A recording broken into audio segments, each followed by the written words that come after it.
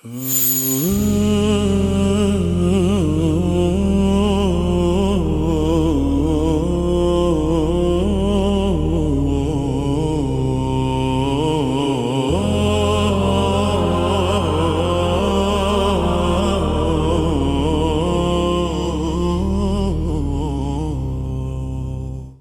respektuar teleshikues ku do që jeni, ju përshëndesim. Assalamu alaikum wa rahmatullahi wa barakatuh. Në sofrën e Ramazanit të bohemi çdo herë për punë fisnike, por në sofër ndonjëherë duket se të bohemi për ushqim. E ushqimi mund të jetë i lloj-llojshëm. Nganjëherë sofra të bën edhe më shumë se për ushqimin fizik, të bën të bashkon për ushqim edhe shpirtëror. Jo rastisht për ndonjë dashamir thuhet se gjatë kohë kemi nda sofrën bashkë, gjatë kohë kemi hangër në një tavolinë ose në një sofër, gjatë kohë me filanin ose kaq kilogram krip kam ngrënë me filanin. Nuk janë qëllim këtu asnjëherë ana materiale dhe fizike e sofrës. Është për qëllim shpirti i sofrës, dashamirësia e sofrës, afria e sofrës me antarët e familjes fillimisht, por edhe me dashamirët, me meqet dhe shokët e të tjerët. Në sofrën e Ramazanit këtu në PIS TV, në këtë muaj të madhreshëm të Ramazanit, po mundohemi që të bashkohemi me mysafir të ndryshëm.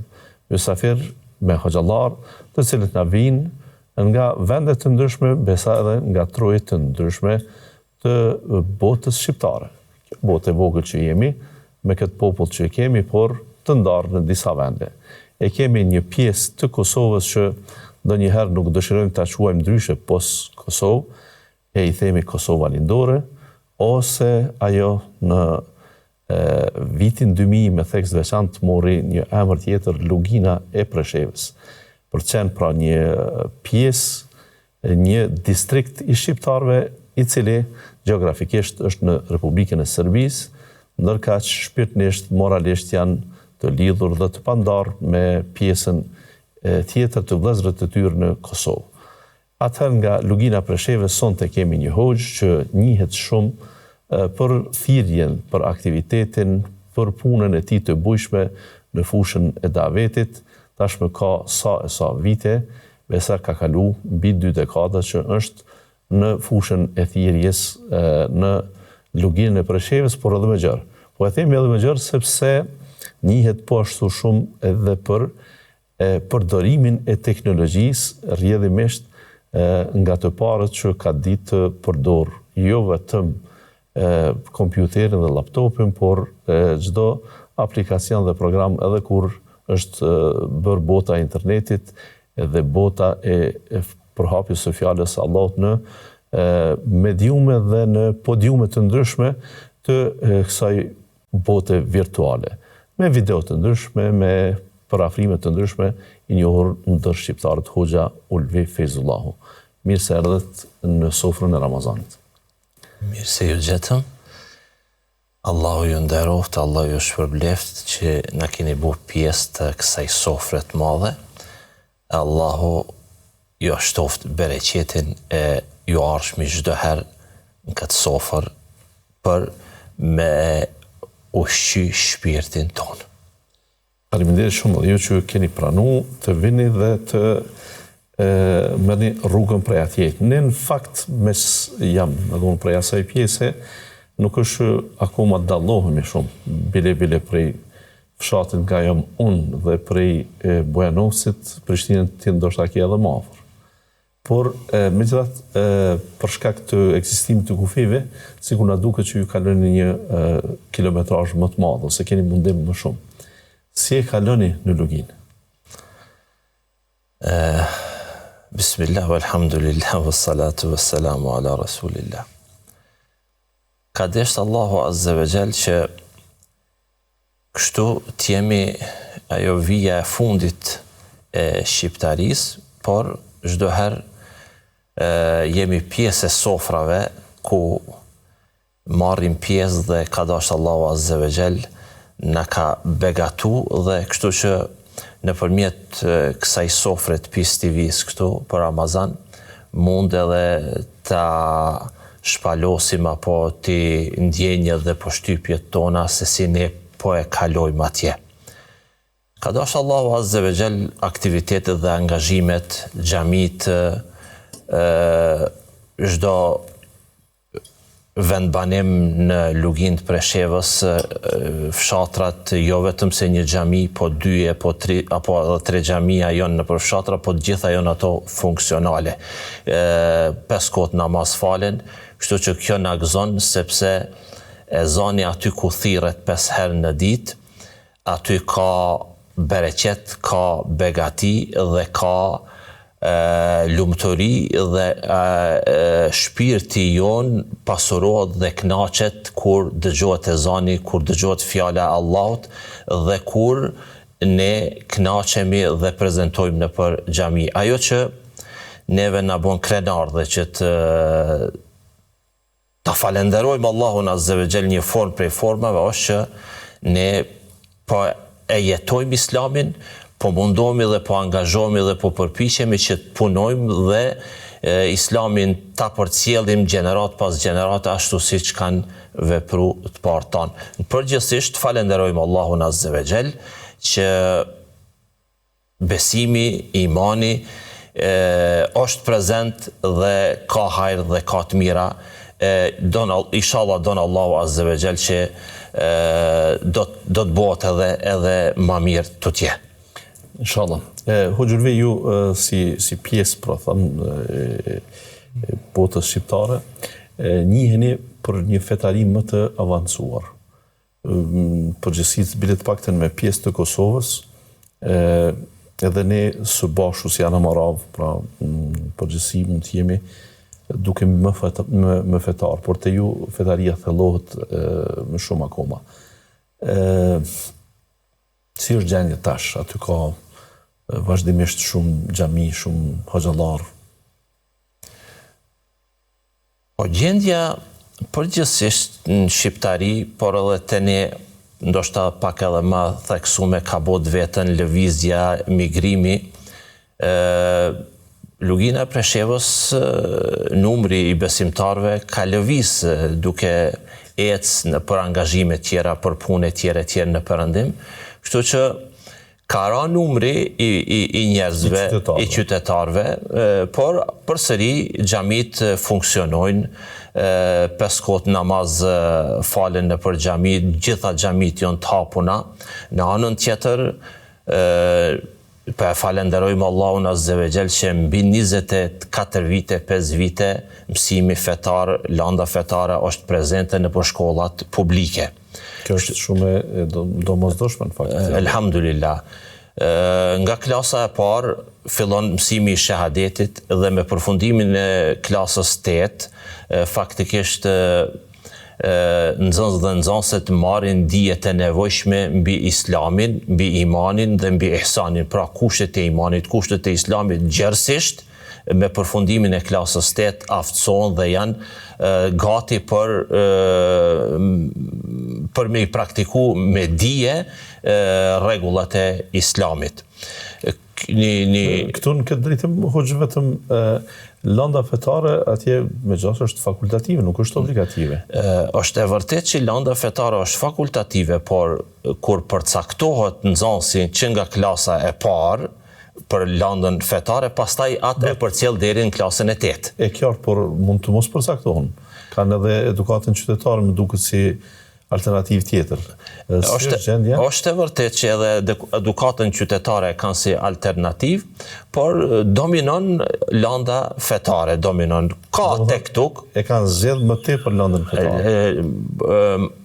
Jo veç më tepër, po me thonë që 90-95% do thotë shkojnë në landën fetare.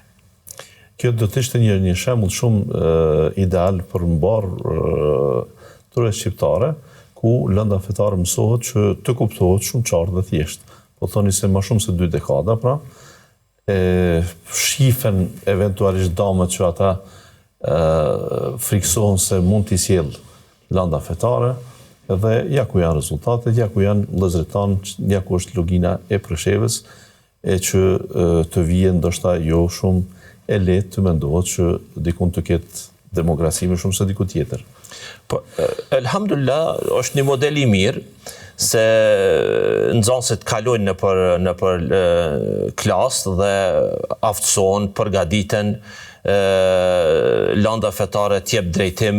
Elhamdulillah nuk kemi regjistruar në Lugin Preshevës të kemi probleme të natyrës moralit, të devijimeve, e kështu me radhë, besoj që do t'jetë pa dyshim, pa pikë dyshimi se një model i mirë edhe për pjesë tjera. Po këtu ndoshta do t'ishte mirë edhe ta fokusojmë edhe një çështje në pjesën e Maqedonisë Veriore, mëson disa pjesë në disa shkolla dhe landa fetare, për religioni mësot, kurse të ne në Lugin Preshevës mësot e ilmu dini, feja, dini Allahut, pra komplet do thotë i merr njohurit bazike elementare mbi fen, mbi dinin e Allahut. Ky shkollim a vazhdon në shkollën e mesme? Kjo vazhdon edhe në shkollën e mesme, nga klasa e parë deri në 8, po ashtu edhe nga viti i parë deri në vitin e 4, mësohet do të sireja, jetëshkrimi i Resulullah sallallahu alaihi wasallam dhe 4 halifeve drejt Ebu Bekrit, Omerit, Othmanit dhe Aliut. Pra, përgjithësi do thotë jetëshkrimi profetik, historia islame përthekohet brenda këtyne 4 viteve. Jashtëzakonisht bukur. Presheva njihet edhe për mësimin fetar, nuk po e them tash vetëm në për shkollat publike. Ka ndiku kjo të paksohet numri i nxënësve në për xhami, për shembull, që ata fillojnë më tepër dijet fetare? Në shkollat publike mirën dijet fetare, pra kurse në për xhami nuk ka ra numri se në për xhami mësohet leximi i Kuranit, hifzi vazhdimisht.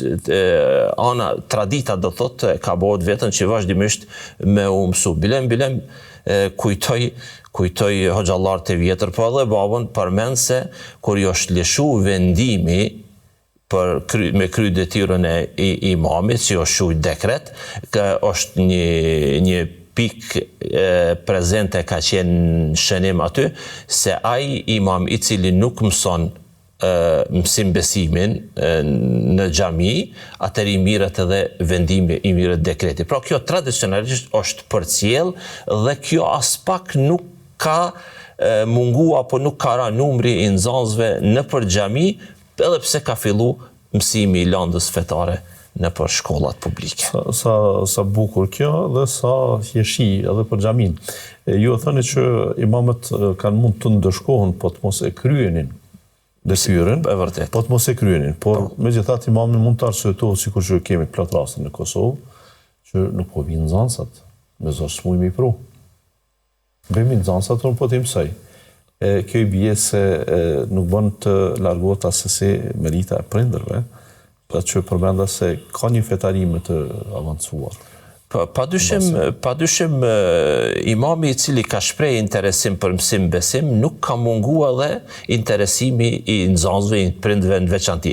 Vetëm se a ka që janë interesu, po ka shpreh interesim imami, ka pas nxënës. Nuk ka shpreh interesim imami edhe sa që një prej hoxhallarëve të vjetër, Allah pas mëshiru, thonte imami duhet qëndroj në xhami për mësim besimin, sikur se dyqanin kur e hap, duhet me hap mëngjes, pastaj vinë të tjerë mushterit vinë. Edhe këtu, nëse imami është në xhami, mushterit të interesu për fjalën e Allahut, mësimin e fjalës së Allahut, nuk mungon. Sa që unë edhe personalisht kom pas rast, nuk po flasme për gjeneratët e vjetra, por në detyrën e imamit për 23 vite, kom pas nxënës në xhami edhe mas namazit sabajt, nxënës po e quj, por njerëz më shumë, moshave ndryshme, 40, 55 e kështu me radhë, që ka shpreh interesim me mësu dhe ka lexu Kur'an apo i ka përsërit ato të cilet i ka ditë.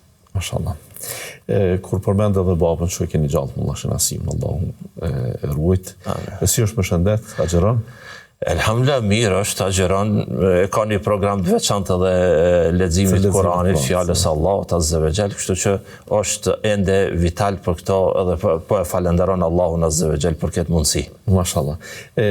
Kur u përmend kjo, atëherë me do mos të çon tek elita e hoxhallarëve të vjetër që në fakt është adresë e Hoxhallar, adresë e Preshevës. Nëse dikush do të dëshironte luginën e Preshevës ta spikat me çfarë do aspekti, mendoj se kontribut kombëtar, kontribut kulturor, kontribut patriotik e shumë fusha tjera besa ndoshta ndikun edhe sportive dhe akademik që jeni jashtëzakonisht të shuar edhe për këtë pjesë, po e them për këtë pjesë sepse shumë rektorë të Universitetit të Prishtinës kanë qenë nga lugina e Preshevës. Por të paktën universiteti ka qitë në pa. Janë duk, por ai universiteti i msheft, jo po them sekret, i Preshevës kanë dhjerë shumë hoxhallar. Po, alhamdulillah. Do më thonë, baba ju është një zingjir. Tek Mulla Fejza, tek Hafëz Gjatia, me lidhjet me Stambollin, me Shkupin faktikisht, dhe Stambollin që do të thotë vije të rëshigume prej Osmanlive e pandërprer. Duke di që Hafëz Gjatia ka qenë poshtu dhe i diplomuar në Universitetin e Ezherit, po. Si janë këta hoxhallara? Kam bet kush? A janë gjallë akoma? Tash më ktheve edhe në fëmijëri. E kujtoj, kur kom bo hatme për herë parë leximin e Kur'anit, e kujtoj se kam ditë me lexu Kur'an para se me ditë me lexu shqip. Do thot kemi fillu te baba leximin e Kur'anit, mosh klasën e 6 vjetë qështu, nëse sa po e kujtoj pastaj hatme kemi bo në klasën e parë, kujtoj një promovim apo moment të gëzimi kur doan e hatmës, e kujtoj ka pas hoxhallar të vjetër, Hafëz Gjatia, Mulla Fejza, gjithë ta janë bo për Ahmet, më kujtojnë dalin për para ato pamja, atë interesim për Kur'anin, për fjallën e Allahut, si u ulke në mezhdis në një formë nuk e ndryshonte kur lexonte dikush Kur'an, apo kur lexoja une me vllaun zbashku pjesë për cilët kishmi prezentu para atyne burrave, kishin një përkushtim të veçantë, sa që do thot edhe sot atë interesim dhe atë edukat me fjallën e Allahut Azza wa Jall nuk mund të harroj. Njerë kujtoj një rast kur erdha për herë të parë në medrese, u ktheva pas disa mujve e ishmi një tubim aty dhe insistun që të lexoj Kur'an, lexova Kur'an, motivojshin me fjalë e kështu me radhë, pastaj na mbante ai motivim. Hoxhallarët e vjetër ishin model për ne, spari unë e kisha model babën në shtëpi, pastaj edhe hoxhën e babës ishte Mulla Fejza, dhe i majnë mend shumë mirë me xhdiset, edhe pasi që kalova në medrese e tutje, fillova me ditë pak me kuptua edhe ma shumë, kështu që folte për Hafëz Gjatin e përmende, do thot mësimet e para Hafëz Gjatia në Shkup, prej hoxhallarëve që të njohur, Atullah Efendien që studimet i kish pas mbaru në Stamboll, e kështu me radhë, pastaj shkuari e tij në Egjipt kthimi, edhe gjithë kjo do thotë mjepte me kuptu se unë duna me ecë dhe me lëviz në këtë rrugë dhe këtë ebanet, këtë përgjithësi me e bartë. Deshi Allahu Azza wa Jall, kalum në medrese në Prishtinë, erdhëm, pastaj pej medresës shkum, mbarum studimet atje, u kthym edhe në detyrën e imamit, ka dashur Allahu Azza wa Jall me na përdor për hapjen fjalës Allahut, mësimin e fjalës Allahut, kemi nxënës, kemi aktivitete në xhamie, me hutbe, me ligjërata e kështu me radhë. Për këto falenderoj Allahun Azza wa Jall. Kurse sa i përket asaj, a ka met dikush prej gjeneratave vjetra, kanë met, por numri tyne është numrohen ngishtat e dorës, njënës dorë vetëm. Janë 4-5, janë mirë, janë me shëndet, por jo për ty në është edhe baba, janë edhe 2-3 vetë tjerë, por kjo është gjendja për momentin. Në fakt, këta hoxhallar, Mulla Feza që përmendet, Mulla Hyseni Tërnovësit, Mulla Muslia, Letovicës, Mulla Nazmije Rovicës, që në fakt gjithë lidhen me shtëpin ikon të familjes Ahmedi në Preshev, që do të thotë janë në fakt edhe atje pastaj familja tjetër të Hafuz Lutfis. Po. Jashtëzakonisht begati e madhe. Kjo kur shihet se është fjala për 2-3 qytete të vogla. Disa bile në Kosovë quajten një numër i katundeve kur bisedoi për shkëmbim të tjera territorëve, pra që kanë disa minare, jo më shumë. Alhamdulillah.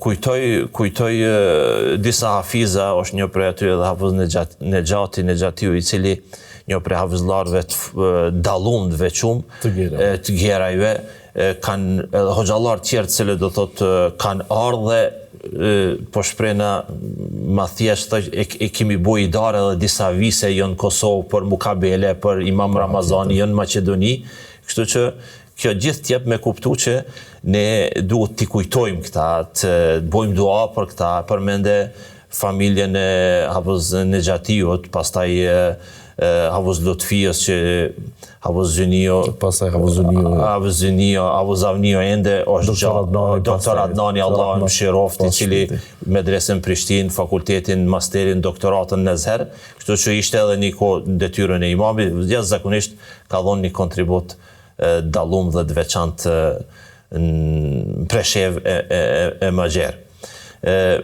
Falenderojmë Allahun për këtë mirësi, por le in shakartum le azidannakum, nëse jemi falenderues, Allahu na mundson që t'i gëzojmë këto mirësi, por edhe na i shton mirësi tjera. Andaj ne duhet të angazhohemi dhe të përpiqemi që këto mirësi të vazhdojnë edhe më të tjerë. Ashtu ata siç u angazhuan dhe na i pronën këto mirësi, dhe na po i përjetojmë, edhe ne duhet bëhemi sebeb që këto mirësi të vazhdojnë të tjerë edhe të bojnë dua të tjerë për neve. Patjetër.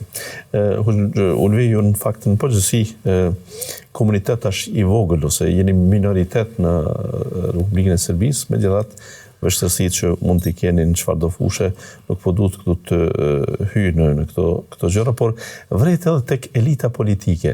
Ndonë ndoshta te ju duken që janë të përçar, por ne që i njohim nga afër, secili më i mirë se tjetri. Me atë koloritin që e kanë, ndoshta po e them të pluralizmit politik dhe të dallimeve, por megjithatë në qëndrimi i tyre fetar është më i mirë se sa për shembull në pjesë tjera të vendeve shqiptare.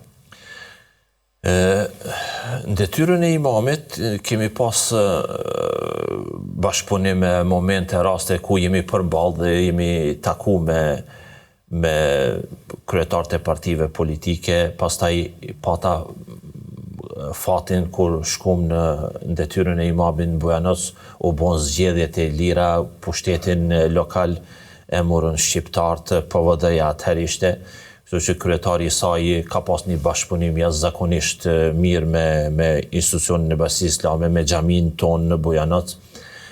Pastaj kaloi erdh tjetri, po ashtu e njëjta mënyrë bashkëpunimi të vazhdoi, kështu që vërtet ka pas një mirë kuptim dhe një afërsi, një respektim përgjithshëm ku nga ky aspekt, nga ky kan, nga kjo anë, çdo gjë ka qenë për mashallah, për falenderuse, edhe falenderojmë Allahun Azza wa Jall ku kemi pas përkrahje çdo herë nga të gjitha subjektet. Edhe nga Nagipi që ishte kryetari i parë, Shajipi, pastaj deputeti, pastaj tash Arbri, Bujanoc, po i përmend atë Bujanocit. Po ashtu edhe në Preshev. Po ashtu edhe në Preshev ka shku një bashkëpunim i mirë. Çdo herë kanë pas konsiderate dhe institucionin e Bashkisë Islame, medresen e kështu me radhë, kanë ofruar çdo herë asistencë, ndihmë, përkrahje morale e kështu me radhë. Kam përmend disa herë publikisht edhe në xhami edhe në tubime ndryshme, i kom falenderuar dhe i kom mirënjohës për konsideratën dhe për bashkëpunimin, në veçanti pasi që në detyrën e imamit në Bujanoc, i kom falenderu pa ndërprerje në vazhdimsi gjithë kryetarët e komunave, edhe tash sfundit Arbri, edhe për këto jam mirënjohës për vetëm boj dua dhe lutem Zotit që kështu të vazhdoj edhe më të tjerë. Patjetër se pluralizmi politik e ka edhe oponencën, e ka edhe garën, në fakt njerëz të edhe shtyhen nga pak edhe por megjithatë është mirë që ta dinë edhe ata se le të shtyhen për zgjedhje, por ne sa të janë të mirë i duam. Do rën zemër kur ka puna e xhamis, puna që jon kon korrekt çdo herë kryt detyrës. Kryt detyrës, edhe Këshilli Nacional Kombëtar që është në kuadër të institucioneve të shtetit që gjithë jon kon korrekt, do thotë dhe jon kon bashkëpunues dhe ndihmues çdo gjë që ka pas nevojë xhamia, basia islame kështu me radhë.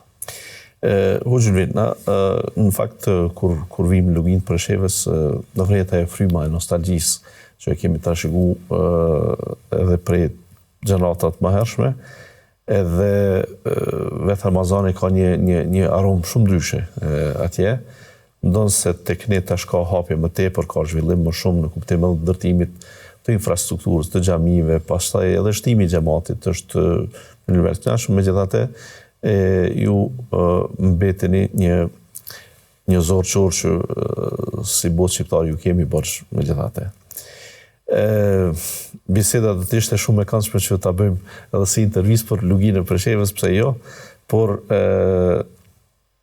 po e ndalim këtu për shkak se dua t'ja japim hakun bisedave dhe temave që ne i shtrojmë nga jeta e agjerimit me hoxhallar të ndryshëm, që kemi shkput ajetet që brenda këtij Ramazani me 25-6 tema t'i ndajmë, secili nga pak. Ti ke një fjalë vetëm të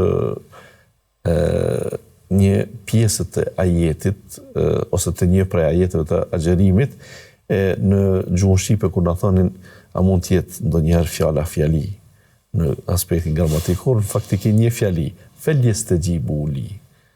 Çfarë do thotë kjo pjesë e ajetit të Kuranit? Felyastajibu li, le të më përgjigjen mua. Po. Në fakt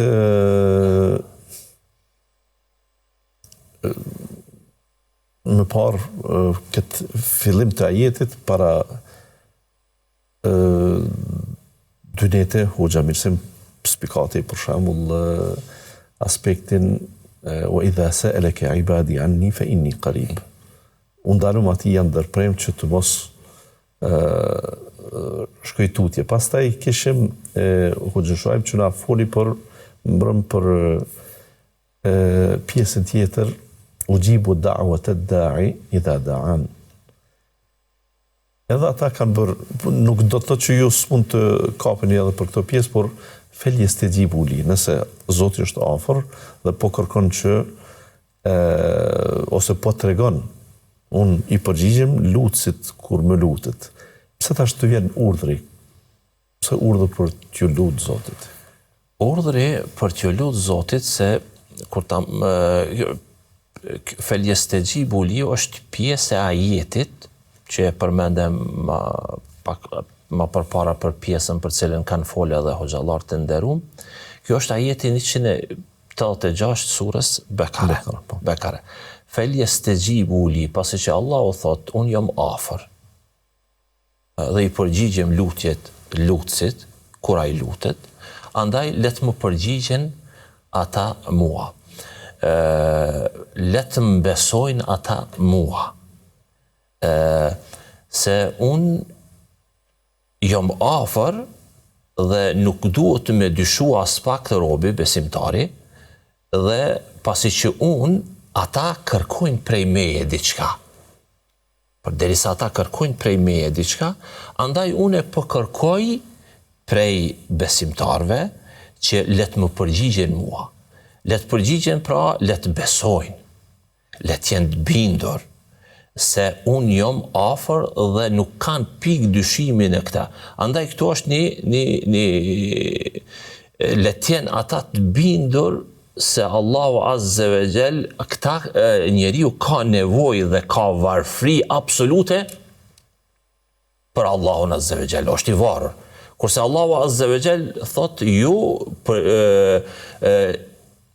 let më përgjigjen mua, let kërkojnë prej meje gjithë shka që ata dëshirojnë, let besojnë bindshëm, let I kthehen Allahut Azza wa Jall, dhe kështu është ajo e cila e garantume prej meje se unë do t'i jap përgjigje dhe do t'i shpërblej ata për gjithë shka ata cilët kërkojnë. Andaj, është interesante dhe rëndësishme kjo pjesë se duaja, lutja apo ajeti në tansi është pjesë është mesin e ajeteve të agjerimit. Është mesin e ajeteve të agjerimit. Kjo tregon se duaja ka rëndësi, ama përderisa ti kërkon diçka prej Allahut Azza wa Jall, I lutesh Allahut që Allahu me të thonë, andaj Allahu thot, andaj o robi Allahut, përgjigj mu për atë çka unë prej teje po kërkoj. Qa po kërkon Allahu Azza wa Jall prej neve? Allahu Azza wa Jall prej neve po kërkon që na me besu Allahun Azza wa Jall. Në veçanti me I jetësu dhe me I zbatu tre pjesë të tauhidit njëshmërisë në Allahun Azza wa Jall. Allahu po kërkon prej neve që ne ti përgjigjemi Allahut dhe tauhidu rububia ta kemi parasysh pra njësimin e Allahut në zotrim, pastaj pjesa e dytë elementare dhe themelore që është njësimi I Allahut në adhurim dhe e treta njësimi I Allahut në emrat dhe cilësitë e Allahut. Andaj ne ti përgjigjemi Allahut Azza wa Jall në këto për cilën Allahu Azza wa Jall po kërkon prej neve. Allahu përgjigje do të thotë se Allahu na urdhëron diçka dhe ne urdhrat e Allahut Azza wa Jall duhet t'i zbatojmë dhe Allahu Azza wa Jall na ndalon neve nga diçka dhe ne duhet t'i përgjigjemi Allahut në urdhrat e Allahut dhe në ndalesat e Allahut. Pse urdhër? Pse Zoti nuk I përgjigjet pra njerëzve? Ai I di hallet tona, e di gjendjen tonë. Pse të ekzistoj vullneti që ne t'i lutemi atij? Po të ishte në raport me njerëz, ne themi se dikush do të më nënshtroj mua. Për këtë po më detyron të shkoj t'i kërkoj lëmosh ose sadaka ose nevojat caktume. Pse Zoti këtë ka dëshirë kur ai nuk krahasot me njerëz? Dhe dia ti është gjithdijshëm. E di gjendjen tonë. E di gjendjen tonë. Pse Allahu Azza wa Jall mos na përgjigjet pa I kërkuar në Allahut Azza wa Jall? Po. Duaja, lutja është adhurim, lutja është ibadet. Kjo është. Lutja, duaja është po si namazi. Duaja është po si agjerimi, si zeqati, si haxhi, si obligim. Do të thotë duaja pavarësisht a përgjigjet Zotin. Pavarësisht a përgjigjet Allahu Azza wa Jall përgjigjet. Po. Çdo lutje, çdo kërkesë që ja bën, çdo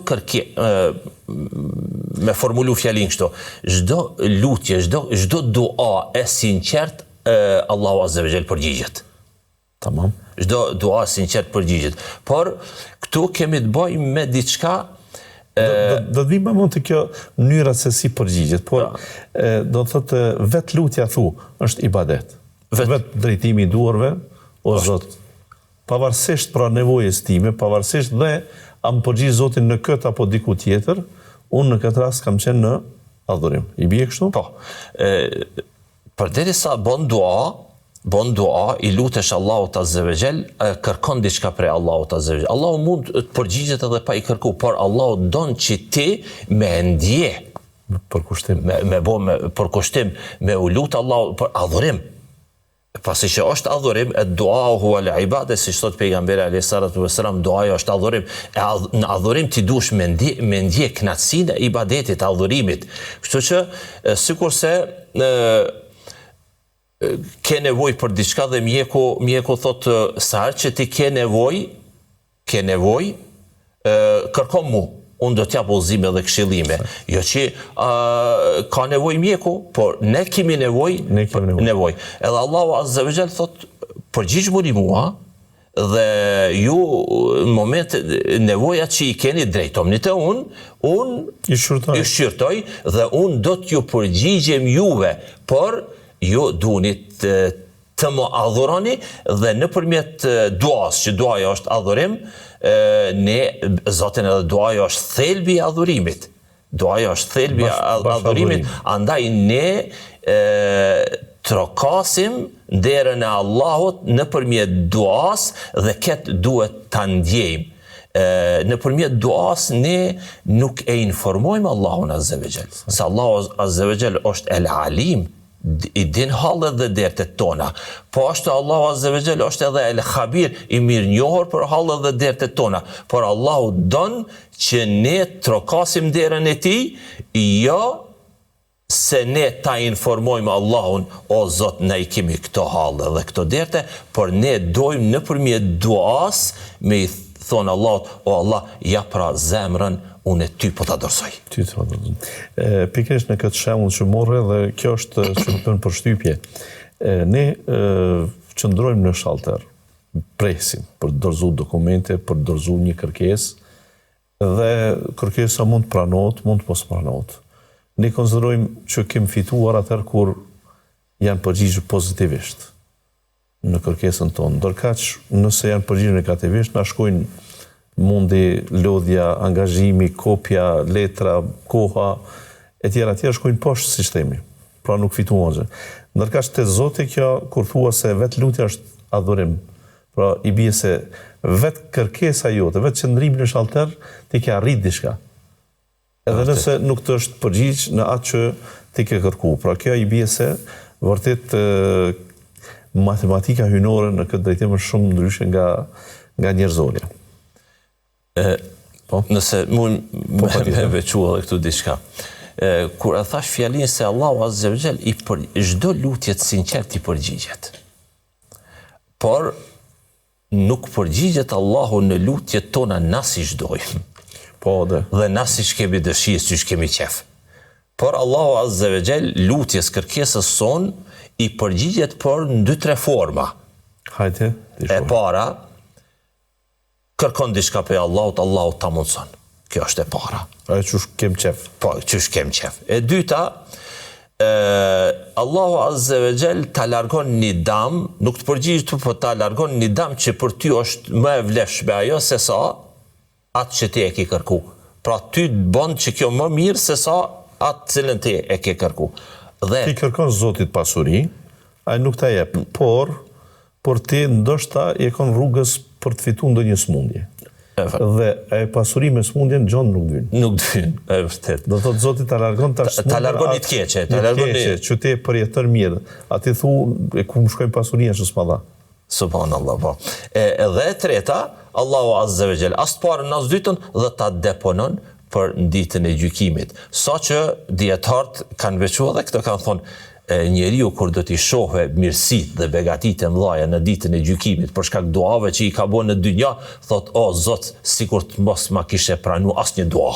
Që me i deponu. Me i deponu për ditën e gjykimit. Duat nga i mësojmë. Kush është burim se në fakt na paguajmë avokat për me na bën një kërkesë. S'bo ki s'dim me ju drejtu autoritetit siç duhet, se dim ku duhet me shku datën, ku me vendosë në shkrimet tjera. Duat mos miri ku i mësojmë? Duat mos miri i mësojmë në Koran.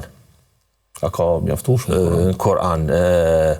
Duat, na e kemi pejgamber Muhamedi sallallahu alaihi wasallam model tonë. E Muhamedi alayhi salatu wasallam i ka pas model pejgamber të tjerë. Allahu Azza wa Jall në Koran përshkruan dhe i tregon duat shumë. Më së pari kemi do thotë duan e Ademit, njeriu të parë.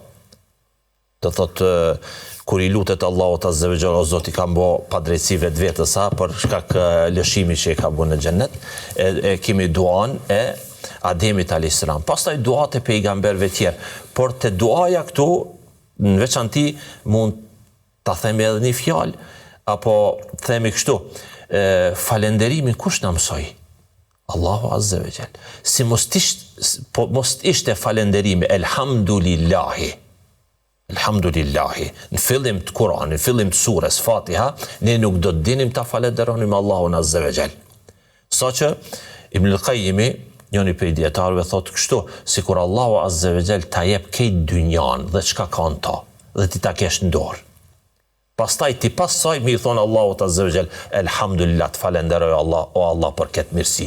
Kjo fjala elhamdulillah është më e madhe se sa këtë dynja, sepse kjo regjistrohet në regjistrin ton, dynjaja ka fillim dhe mbarim, shkon, kurse në ditën e gjykimit e gjen këto. Pra, falenderimi, duaja, lutja, falenderimi që ja bën Allahut Azza wa Jall, kërkon falenderim. Hamdi kërkon hamd me i bo Allahut Azza wa Jall. Kurani, gjithë Kurani i mbushur me udhëzime dhe këshillime, si ta falenderojmë, si ta lavdrojmë, si ta madhrojmë, si të bëjmë dua e kështu me radhë. A ka kohë që konsideron më të favorshme, më të konsiderueshme për mu pranu duaja, lutja për shembull? Nga hadithet e pejgamberit sallallahu alaihi wasallam mësojmë disa kohë që janë më të rëndësishme për pranimin e duave, më të favorshme e kështu me radhë. Një prej kohave do thotë kemi të lavdueshme është edhe kur je në sejdë. Kur je në sejdë është vendi dhe pozita më afër Allahut subhanahu wa taala. Pastaj koha e pranimit duas është edhe në mes dy ezaneve, pra ikameti, kur thirr ezani dhe ikameti është quajtur ezan, është koha e lavdruar për pranimin e duave. Pastaj koha e lavdruar për pranimin e duave kemi edhe kohën e syfyrit, treta e fundit e natës ku Allahu Azza wa Jall zbret qiellin e dynjas, do thotë ka dikush e kështu me hadithi është i njohur. Pastaj koha e pranimit duave kemi edhe pasi që jemi edhe në muajin Ramazan kur jemi agjerueshëm, në veçanti koha e iftarit. Po ashtu edhe mos të harrojmë se koha e pranimit duave është koha e veçantë, një moment, një orë e veçantë është edhe pas namazit të iqindis, ditën e xuma, ditën e premte, në veçanti kohën edhe momenti para perëndimit diellit, edhe kjo është kohë e rëndësishme. Janë edhe disa kohëna tjera për pranimin e duave, por nga kjo ne duhet të veçojmë apo themi edhe diçka. Këto janë kohë më të favorshme që mësojmë nga hadithet profetike për kohë të rëndësishme pranimin e duave. Por Allahu Azza wa Jall është çdo herë fe inni qarib, çdo herë. Po, çdo herë i gatshëm. Vetëm se ti o robi Allahut, a je i gatshëm me trokit nderën rahmetin e Allahut subhanahu wa taala. Jo me informu Allahut por hallë dhe tjetër, por zemrën më dorëzu Allahut Azza wa Jall. Qëllimi. Efekti i lutjes si duas tek besimtari? Dietarët kanë numëru disa efekte, disa rëndësi, po sikur ta përmendim veç njënën prej tyre ndoshta. Lidhja me Allahun subhanahu wa taala. Lidhja me Allahun subhanahu wa taala. Ademi alayhis salam nëpërmjet duas, efekti ishte i cili e fali Allahu, e mëshiroi Allahu. Pastaj pejgamber tjetë Musa alayhis salam, Ejubi alayhis salam në gjendje smuje të rëndë, do thotë, në moment që ju lut, kërkoj nga Allahu Azza wa Jall, Allahu ja pranoi duan. Pra, i kemi model gjithë pejgambert e Allahut se si ata ju lut Allahut Azza wa Jall. E kemi Yunusin alayhis salam i cili është o largu nga populli dhe ndodhi çka ndodhi dhe e boni duan në barkun e peshkët në errësira, shumë errësira dhe Allahu Azza wa Jall. Pra efekti ishte Allahu i ofroi zgjidhje. Allahu e qitin selamet. Allahu Azza wa Jall, Allahu waliyul ladhina amanu. Allahu është përkrahas, mbrojtësi atyre të cilët kanë besu. Pra ne i besojmë këta pejgambert Allahut Azza wa Jall. Dhe ne i kemi model. Allahu Azza wa Jall i lanloq? Jo. Allahu Azza wa Jall i mbrojti? Po. A i përkroi Allahu Azza wa Jall? Po. Dolën nga njës, fitimtar, shpëtus? Po. Kështu ne i kemi këta model se Allahu, sa herë që ne ja dorëzojmë zemrën Allahut Azza wa Jall dhe i lutemi dhe duat, lutjet tonë janë sinqerta, Allahu Azza wa Jall i ka në konsiderat. Kjo është një prej efekteve për cilën Allah e fiton dashurinë e Allahut subhanahu wa taala e kështu me radhë. Hoxhulvi, të falenderoj shumë që ishe pjesë e sofrës Ramazanit në PIS TV. Ishte kënaqësi për ne që t'ju kemi musafir. Allah ju shpërbleft edhe juve, por nëse më lejon kisha me thonë edhe 2-3 fjali. Për momentin e kujtova rastin dhe momentin e një personi i cili e bën haxhin dhe për herë të parë e sheh Ka'bën. Dhe nga mallështia e qabës i harron të gjitha lutjet, as një si kujtohet, as Rabbena Atina si kujtohet. Dhe thot, o Zot, që kur e ke kriju qabën, e deri më tani, unë të lutem me gjitha lutjet atyne të cilët ju lutë këtë vend. O, sa bukur. Unë në këtë mujtë bekum të Ramazanit, po lutna me gjitha lutjet atyne të cilët janë agjerushëm, e i drejtojnë Allahu subhanahu wa taala për hallet, detët dhe nevojat, unë lutem për vete, për prindërit tanë, për gjithë besimtarët dhe për juve, dhe për gjithë ata të cilët po e mundsojnë këtë sofër, me u knaq shpirtnisht. Allahu na i pranoft lutjet. Allahu na mundsoft edhe shumë Ramazane tjera me përjetu. Amin, shumë faleminderit. Amin, me shumë zemër i themi kësaj lutje, që të jemi në kuadër të lutjeve më të mira të njerëzve më të mirë të gjitha kohrave, Zoti ju shpërbleft me të mirat e tij. Atëherë pra pa humbur edhe më shumë nga koha juve e çmueshme, ne këtu e mbyllim sofrën për këtë natë, me dëshirën që nesër të takohemi me një mysafir tjetër. Na ka premtuar dikush nga Shkupi që do të vjen të shohim nëse na përgjigjet apo jo një hoxh i ri. Ju lëm në kujdesin Allahut. Wassalamu alaikum wa rahmatullahi wa barakatuh.